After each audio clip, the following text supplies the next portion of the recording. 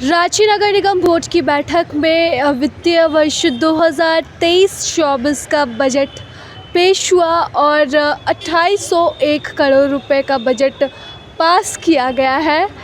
इस बजट में रांची शहर के चतुर्मुखी विकास पर विशेष ध्यान दिया जाने वाला है और नाली, सड़क, इन तमाम सुविधाओं पर विशेष ध्यान दिया जाएगा। हालांकि बजट पेश होने से पहले पार्षदों ने जमकर हंगामा किया। पार्षदों की मांग थी कि जनता की कई समस्याएं हैं जो अब भी अटकी हुई है, इसे लेकर पहले एक आम बैठक का आयोजन होना चाहिए, चूँकि 27 अप्रैल को इनका सत्र खत्म हो जाएगा और 27 अप्रैल को ये कमेटी भंग हो जाएगी, जिसके बाद अब तक नगर निगम चुनाव का आयोजन को लेकर किसी भी तरह की कोई हलचल नहीं है। मामला कोर्ट में अटका हुआ है, तो फिर नगर निगम की दोबारा से नई कमेटी कब गठित होगी यह कह पाना मुश्किल है।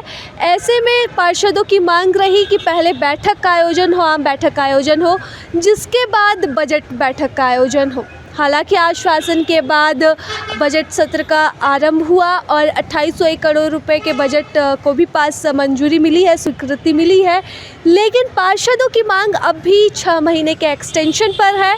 पार्षद मांग कर रहे हैं कि जब तक यह तय नहीं होता है कि चुनाव कब होंगे, तब तक के लिए उन्हें यानी कि लगभग 6 महीने के लिए उन्हें एक्सटेंशन मिलना चाहिए।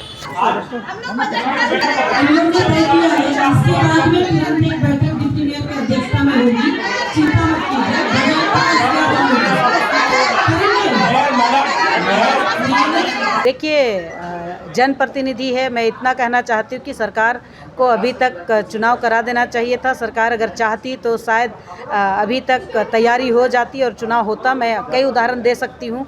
आप बोकारो का चास का देख लीजिए, धनबाद देख लीजिए, 2 साल से अधिक हो गए, आज तक सरकार चुनाव नहीं करा पाई। मुझे अभी भी लगता है कि रांची नगर निगम हो या हजारीबाग हो या धनबाद, यानी कुल मिलाकर के जो ULBs हैं 49, तो सरकार करने में चुनाव कराने में असमर्थ है।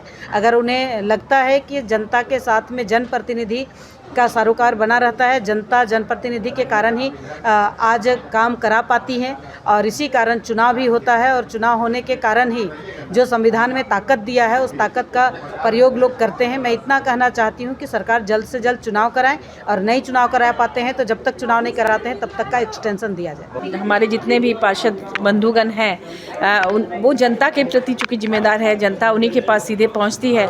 तो पानी की समस्या है और भी बहुत सारी समस्याएं हैं जिसको लेकर ये बात कर रहे थे, तो वो तो वाजिब है।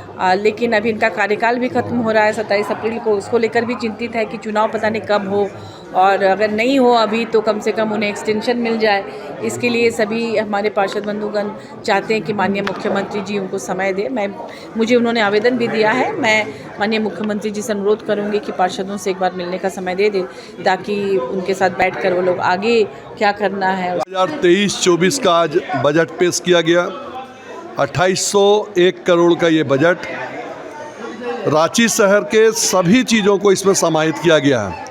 बहुत सारे संशोधन भी आए हैं। संशोधन में हम लोगों ने 2-4 चीज़ विशेष रूप से रखने का काम किया है। एक तो शहर बढ़ रहा है, कैपिटल सिटी है, स्मार्ट सिटी के रूप में भी डेवलप हो गया है, तो भी स्लम्स बहुत है।